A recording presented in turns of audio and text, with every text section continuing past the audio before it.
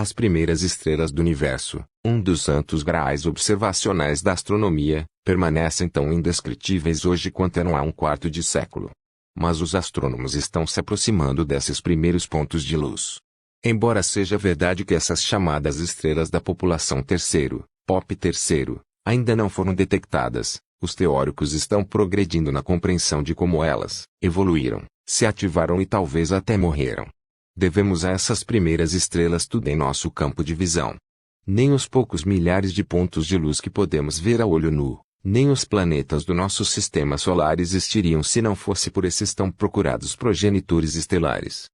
Mesmo sem detectá-los, os pesquisadores estão colocando melhores restrições em suas massas iniciais e suas vidas. Um próximo artigo no The Astrophysical Journal apresenta novos modelos evolutivos que prevêem que essas primeiras estrelas teriam massas iniciais variando de 100 a 1000 vezes a do nosso Sol. Nossos modelos calculam estrelas POP terceiro com massas até 1000 vezes a do Sol, mas não sabemos se estrelas tão massivas realmente existiram, disse Guglielmo Volpato, estudante de doutorado em astronomia na Universidade de Pádua, na Itália, e principal autor do artigo. Há bons argumentos de que, na ausência de metais, os fragmentos de nuvens de gás que colapsam para formar estrelas podem ser muito mais pesados do que na presença de metais, diz ele. Esses argumentos nos inspiraram a explorar essas faixas de massa mais altas, diz ele. Quando essas estrelas se formaram. Seguindo o modelo padrão da formação de estrelas do POP terceiro, prevê-se que elas começaram a se formar em um desvio para o vermelho de aproximadamente 20 para 30, diz Volpato. Isso corresponde a cerca de 100 a 200 milhões de anos após o Big Bang, diz ele. Em contraste, as primeiras galáxias conhecidas recentemente detectadas pelo telescópio espacial Hubble encontram-se em um desvio para o vermelho de apenas 13. Como eles terminaram suas vidas? Para estrelas massivas e muito massivas, se a estrela passar por todas as principais fases de queima do núcleo, então ela tem um núcleo de ferro cercado por uma chamada estrutura de casca de cebola, diz Volpato. Esses tipos de estrelas podem acabar com suas vidas explodindo como uma supernova ou colapsando e formando um buraco negro, diz ele. Entender como essas estrelas do POP terceiro evoluem e morrem não é mera curiosidade. Tal pesquisa tem implicações para a compreensão de como os buracos negros estelares primordiais podem fornecer as sementes para a formação de buracos negros supermassivos, observam os autores. Quanto tempo eles permaneceram na sequência principal de queima de hidrogênio? Em nosso artigo, consideramos estrelas com massa inicial entre 100 e 1000 vezes a massa do nosso Sol, diz Volpato.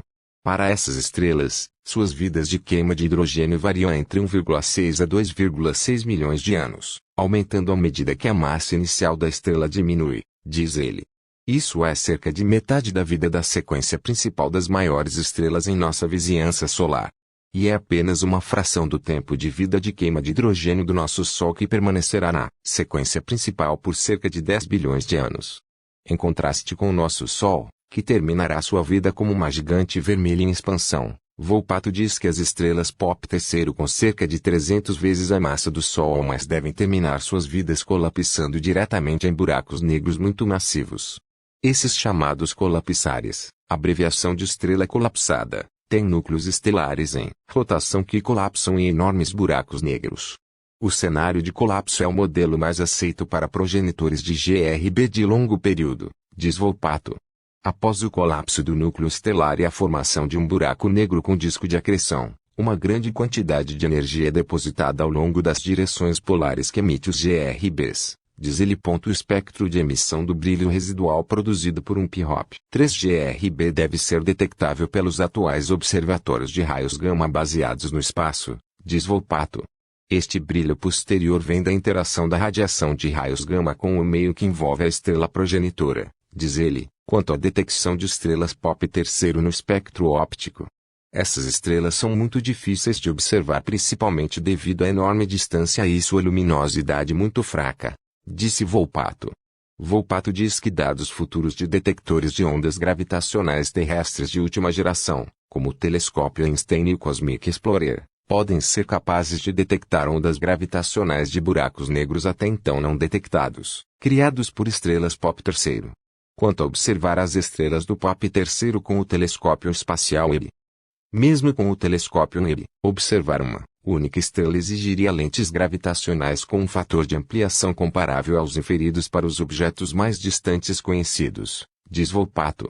Se o alvo fosse um aglomerado ou uma galáxia de estrelas pop terceiro, então seria possível usar um Hubble sem a necessidade de um efeito de lente gravitacional, diz ele.